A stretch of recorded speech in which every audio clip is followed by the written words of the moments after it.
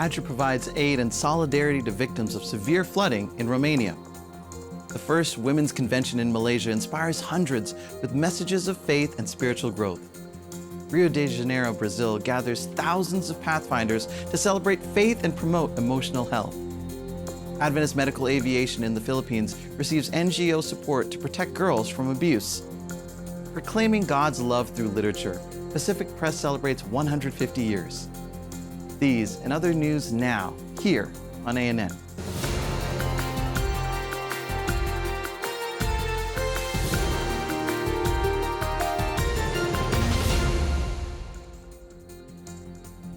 The Romanian Seventh-day Adventist Church and ADRA have launched a nationwide campaign to support victims of Cyclone Boris. The Hope Above Waters project aims to restore lives in the hardest-hit areas. Romania is going through difficult times, especially the Moldavia region, which is the most affected by floods. Mrs. Anna did not want to leave the house at first, but when the water reached her waist, her son carried her on his back, and they barely made it to the cultural center to save their lives. In 2 weeks, we have the wedding. We have prepared the whole house, and now we don't even know where to start getting rid of the muck. Cyclone Boris left behind destroyed homes and lives changed forever. Over 5,000 affected households, lost human lives, thousands of people without power, shivering children and adults left with only the clothes on their backs, crying as they removed the mud from their homes. Elderly people, individuals with chronic illnesses, pregnant women, and people with disabilities have ended up sleeping in mobile camps, in cars, or with relatives in other localities. But in the midst of this tragedy, there is hope. Hope Above the Waters, a project by ADRA Romania that supports those affected by floods. ADRA is on the front line, providing immediate assistance through packages of non-perishable food, hygiene kits, water, and other necessary products. But we also need you. Every contribution matters, whether it's financial donations, clothes, food, hygiene products, construction materials, or your time as a volunteer. Together we can rebuild homes, we can provide food and clothing, but most importantly, we can restore hope. Every act of kindness makes a huge difference. As Cyclone Boris affects Romania, the Adventist Church and ADRA rallies nationwide support.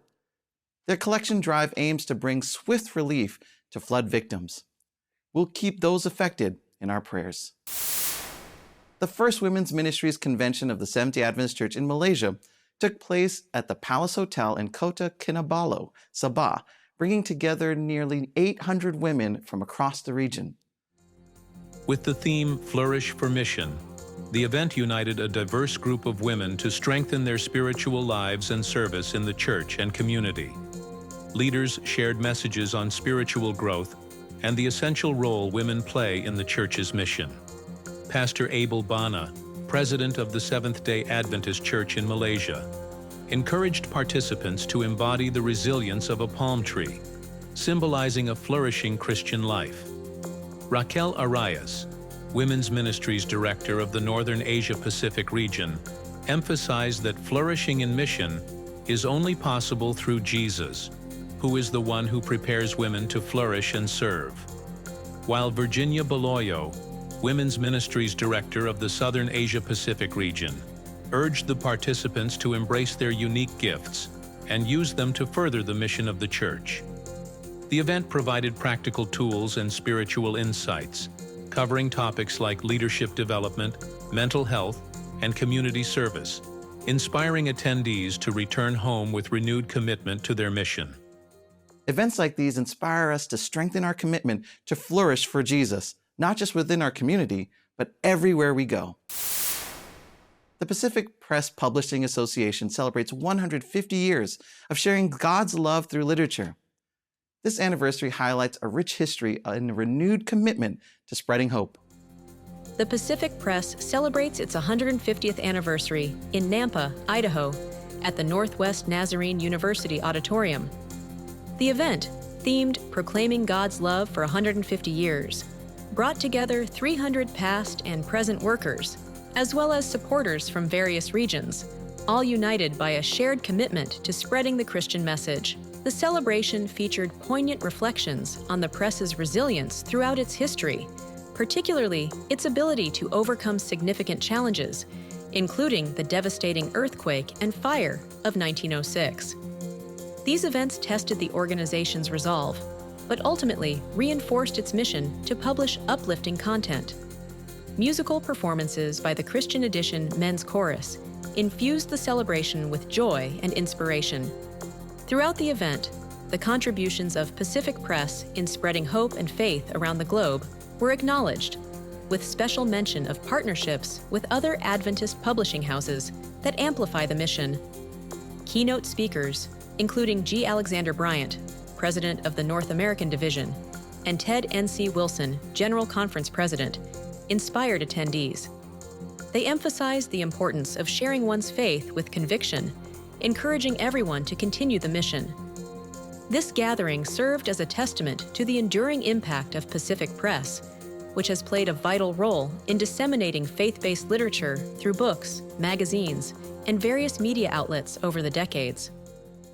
Pacific Press has been a key player in the Seventh-day Adventist Church's mission, proving that even in challenging times, the message of hope can reach far and wide. Rio de Janeiro, Brazil, was the stage for a major celebration that brought together thousands of Seventh-day Adventists from across the state to celebrate, worship, and promote solidarity. The event, which hadn't taken place for over 20 years, emphasized the importance of the Pathfinder Club and raised an important alert about emotional health. More than 15,000 Adventists gathered at the Apoteos Square for the Cariocal Desbravando o Rio. The event, held in September, celebrated Pathfinder Day.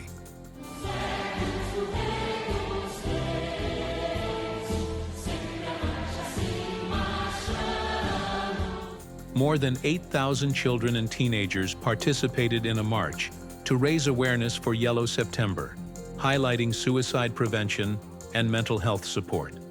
The traditional Apoteos Square, famous for its parades that draw crowds, hosted the lively march of the Pathfinders. Hike, campfire. The event also included the collection of over 3,300 pounds of food, which will be distributed by the Adventist Solidarity Action. The celebration also recalled historical gatherings of the Adventist Church in Rio, with performances by singers and pastors who marked those moments. Among them were Sonette and Williams Costa Jr., who added a nostalgic touch to the celebration.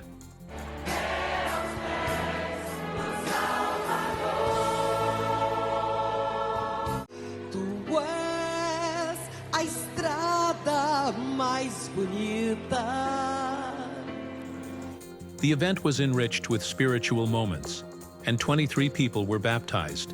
Guests shared messages of faith, revival, and peace. Pastor Fernando Iglesias emphasized that Jesus wants all of our hearts and encouraged trusting in God even in times of suffering. Quoting the story of Samson, Pastor Eduardo Batista warned young people about distractions that take the focus away from heaven, such as pornography, lies, and others. If there is one thing we cannot continue to be, it is distracted. Stay alert, brother. Open your eyes. Samson gets distracted, and consequently, he destroys himself. The enthusiastic crowd participated in many moments of worship with Christian music singers.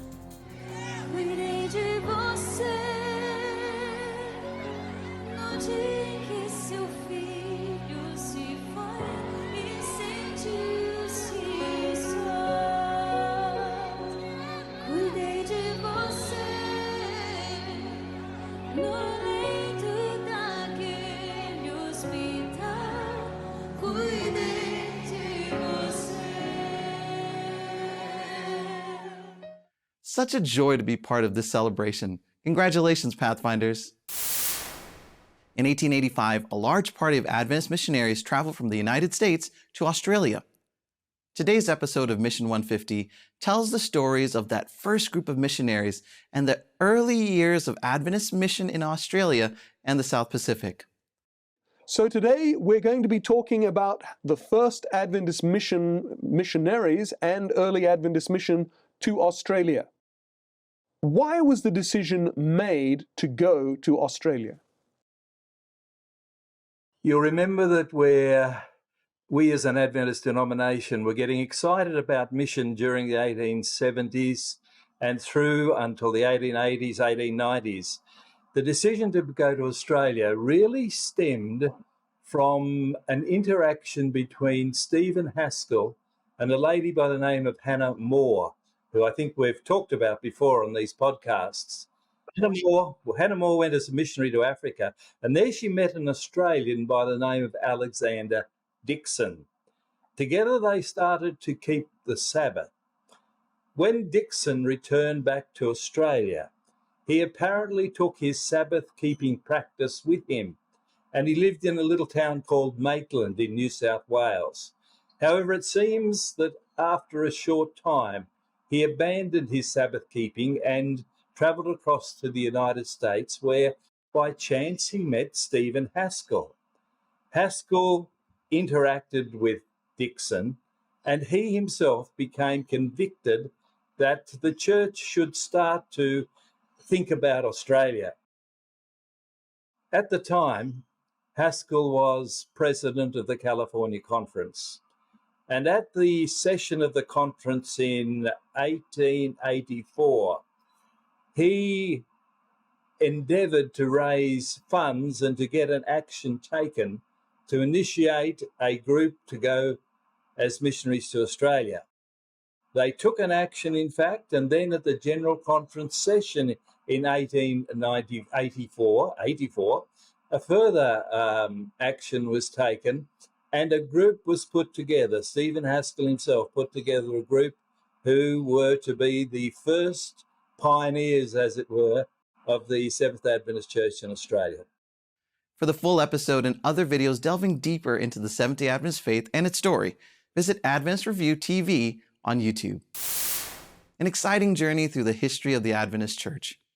During October, the Adventist community across the South Pacific region is celebrating Adventist Heritage Month, reflecting on the past and inspiring the future. With a special focus on young people, Adventist Heritage Month offers a series of events and activities that highlight the rich history of the Seventh-day Adventist Church. Among the highlights is the celebration of 175 years of literature evangelism, along with the release of the film The Hopeful, which takes us back to the early days of Adventism. The greatest want of the world is the want of men. Men who will not be bought or sold. Men who in their inmost souls are true and honest. Men who do not fear to call sin by its right name.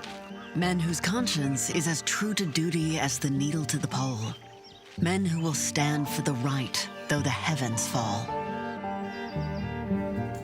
According to Adventist Heritage Director David Jones, this year's Ellen White Symposium will also address important topics such as abolitionism and the social engagement of the Adventist pioneer, reflecting on the impact of her leadership during times of great social challenges, much like today. In the days of Ellen White, many were willing to stand up and make bold statements about their beliefs. This was an era of civil war, when states all took a stand for or against slavery. Ellen White saw the beginning of segregation laws and the women's movements, and could confidently claim she lived in a time of activism. Fast forward to the 21st century, and we too are experiencing an era of social upheaval. Pandemics, restrictions, gender identity, abortion, climate change, racism, mental health, injustice, war and feminism are plastered across our screens each night. It seems everyone is passionate about something. Many today, especially our youth, are gripped by the desire to protest inequalities and speak out for the rights of those in need. But while this may seem a modern trend, 200 years earlier, Ellen White was doing much the same. Community events like the Heritage Day Picnic and daily worship readings on social media maintain the spiritual connection and a sense of unity. To conclude the month of celebrations, the traditional grand gathering and a special sing-along bring the community together in praise and gratitude. David Jones concludes by explaining that this is a month full of opportunities to connect with the rich Seventh-day Adventist heritage and live out the example of Jesus in words and actions. Many feel it would be a great privilege to visit the scenes of Christ's life on earth, to walk where he trod, to look upon the lake beside which he loved to teach, and the hills and valleys on which his eyes so often rested. But we need not go to Nazareth, to Capernaum, or to Bethany in order to walk in the steps of Jesus. We shall find his footprints beside the sickbed, in the hovels of poverty, in the crowded alleys of the great city, and in every place where there are human hearts in need of consolation. In doing as Jesus did on earth, we shall walk in his steps. What an interesting journey of honoring the past, celebrating the present, and inspiring the future of the Adventist Church. On World Peace Day, the Seventh-day Adventist Church advocates for global peace, reconciliation, and justice through its Doing Justly event held in Maryland, United States. On September 14th, leaders from Washington Adventist University's Center of Law and Public Policy, the General Conference's Public Affairs and Religious Liberty Department, and ADRA convened for the Doing Justly Peace Building in an Unequal World program. The event emphasized the Christian call for peace building and showcased ADRA's humanitarian work in over 120 countries. Jonathan Scriven, co-director of the Center for Law and Public Policy, highlighted the significance of dialogue and the role of faith-based organizations in promoting peace. Speaker Bill Knott, from Public Affairs and Religious Liberty Department for the General Conference, discussed the importance of reconciliation and following Christ's example. Imad Madanat, Vice President of ADRA International, detailed ADRA's evolution from post-World War II relief to its current focus on development and peace building, encompassing education, livelihoods, health, and disaster relief with an unbiased approach. During the program, various speakers reinforced that, despite our cultural and religious differences, we are all created in God's image and called to be peacemakers, emphasizing that true faith is reflected in our actions and that everyone has a role in promoting peace. The Holy Scriptures declare in Ephesians 2:14, Christ is our peace. As Seventh-day Adventists, we are called to emulate his example and become peacemakers in our communities and beyond. Now let's head to Palawan Island in the Philippines, where Steve Dickman from Outpost Centers International, an Adventist NGO supporting volunteer initiatives worldwide, speaks with Sean Knapp, director of the Philippine Adventist Medical Aviation Services. They discuss the interventions needed to help many girls and young women in the mountain villages near the mission aviation base who face challenges like abuse and early marriages. Sean, you are the director of the Philippine Adventist Medical Aviation Services that's happening here in Palawan, our Palawan base. And you also, Thomas has formed a very strong relationship with Child Impact. That's cool. Tell us about what you're planning to do on this piece of property right here. Well, this piece of property here is an answered prayer that we've been praying for many years. Okay. You know, if you look at our airstrip, which is just across the rice fields here, you'll notice it's all low ground. And we have been praying for higher ground, and then when Child Impact, they saw a project that we've been wondering how it could ever happen. That would be a safe house for the indigenous young women. Now, why do the young indigenous women need a safe house? Well, it's not nice to really talk about, but there's a fair amount of abuse that actually happens in the mountains. And we notice that the families, the only ways they know how to solve it is either push that child, the young girl, into an early marriage. And this can be 9 to 12 to 16 years old. And then we have this immediate need of our young women who are delaying the early marriage. They're continuing their education. Right. They're walking with God. They are in the local senior high school here, and they're staying in Thomas, but we don't have any facility that has them. So Child Impact saw this whole picture, and they took this project on. And just about 3 months ago, this land came to our notice. Again, we had given up on the other sites we were looking at, and we were just asking God, where can this happen? Here's a ministry looking to fund that, coming behind this goal. aware, and this land came up. And right now, we're just waiting for the title to change hands. Okay.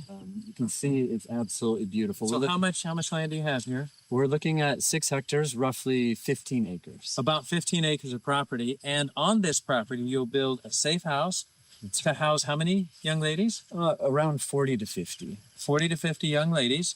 And maybe an agriculture program, some kind of a school here. Wow, what an amazing thing to help young ladies who are at risk at this stage of their life to be able to get a better, in a better position for life. Giving them more options. More options, delaying maybe being a mother, delaying those kinds of things, an early marriage, giving them the opportunity to really grow up and have a chance at life. This collaboration between organizations is set to transform their future, ensuring a safe and educational environment. In remote Togiak, Alaska, young Kezia finds unexpected faith through community and play. Watch as a simple invitation to Bible Boot Camp sparks a transformative journey. 10-year-old Kessia loved summer in her native village of Togiak, Alaska, in the United States. There was no school, and she could play all day outdoors. How she loved to play with her friends. They played tag and hide and seek and climbed on things. But then Josephine came over with an invitation. Josephine was a kind young woman whom all the kids, including Kessia, loved dearly. Josephine asked, "Would you like to go to Bible Boot Camp?" Kessia had never heard of Bible Boot Camp, and she asked what it was. Josephine said it was another name for Vacation Bible School, and it was a lot of fun. Kessia didn't want to disappoint Josephine, but she didn't want to go. It was summer, and she wanted to stay outdoors to play tag and hide and seek and to climb on things. So she didn't go to Bible Boot Camp when it started. However, her older brother and sister went, and they loved it. Kessia decided to give Bible Boot Camp a chance. She learned a lot about God. She learned that He rested on the seventh day of creation, and that He asks people also to rest on the Sabbath. She was glad to know more about Him. After Bible Boot Camp ended, Josephine invited Kessia to go to church on Sabbath. Kessia didn't want to disappoint Josephine, but she didn't want to go. It was still summer, and she wanted to stay outside to play tag and hide and seek and to climb on things. But then Josephine told Kessia's mother about going to church on Sabbath. Her mother said to Kessia, "I think it's a good idea. I want to go to church on Sabbath." Kessia's older brother and sister also invited her to go with them to church on Sabbath. They had started going after Bible Boot Camp. To Kessia, it seemed like everyone wanted her to go to church on Sabbath, so she went. At church, she learned more about God, and she was happy to know God better. The next summer, when Kessia was 11, Josephine told her about a summer camp where kids enjoyed yummy food, made new friends, and learned more about God. "Would you like to go?" Josephine asked.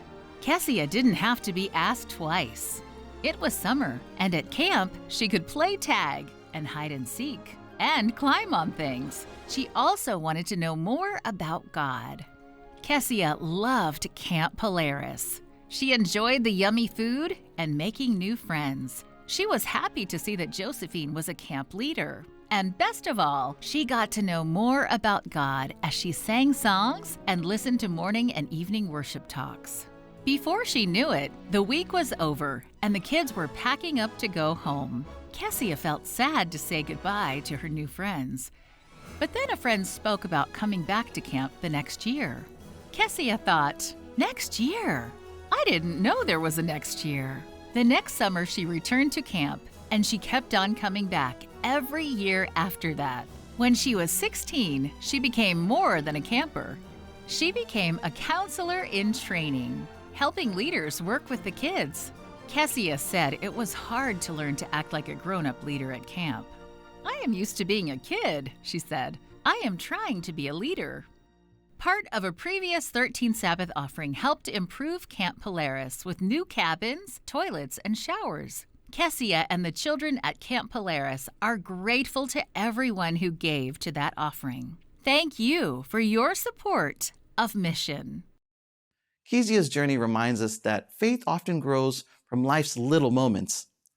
With our support through the 13th Sabbath offering, Camp Polaris will keep opening doors for children like her. I hope you enjoyed this multicultural experience of news, highlighting service, faith, love of neighbor, and hope from the Seventh-day Adventist Church worldwide. Present in over 200 countries, the denomination seeks to be the hands and feet of Christ through its members, leaders, administrative headquarters, institutions, and support ministries. You can access other good news by joining the official channels of the Seventh-day Adventist Church on YouTube, Instagram, and Facebook, and also on the ANN website, adventist.news. Share your faith journey and submit prayer requests on our channels. Our team is committed to praying for you 24/7. Before I say goodbye, I leave you with the inspiring words from the book of Micah, chapter 6, verse 8. The text says, "He has shown you, O man, what is good. And what does the Lord require of you but to do justly, to love mercy, and to walk humbly with your God?" Study the Bible daily to discover other wonderful promises of hope. God willing, we will meet in the next edition of ANN Video. God bless you. Take care.